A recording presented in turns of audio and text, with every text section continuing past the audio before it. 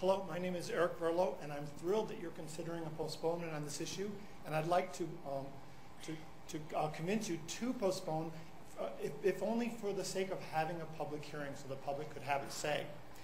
I believe when you're deciding an issue that provokes so much public concern, as you've seen today from the people outside, from the outpourings of emails and phone calls, from the from the internet petition that only recently grew by leaps and bounds more than the other internet petitions we submitted to you, and by even students marching here from CC. They marched all the way from the college here, and they came right up into the council.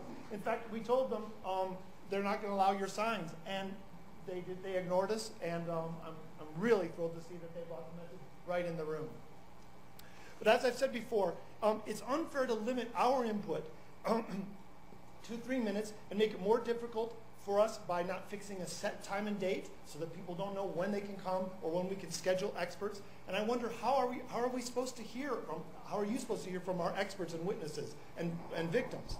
But of all the hindrances, I believe, my least favorite is the routine of parading us up to speak before you and you not actually giving a response. You know, it's in the name of getting everybody through, but if you don't offer your response, we can't have a communication. That's not really a dialogue. That's not a discussion. And I have an example. I've approached you about closing Drake coal plant, and my reason was because burning fossil fuels causes global warming.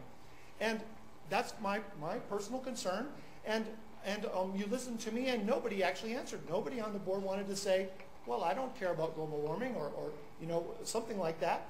And you might have maybe answered, well, you know, that's a global problem, and we're just a city. And of course, that would have given me a chance to say that, well, you know, it's a city-owned coal plant. Are you expecting a global government to make the decision for you? I mean, if you want to have a hand at improving the environment, like many of us do when we recycle, for example, then you could consider closing your coal plant. But we never had that discussion. And I guess I wanted to hear, if any of you want to say, well, I don't believe in global warming, I think that it would be important for the community to hear that.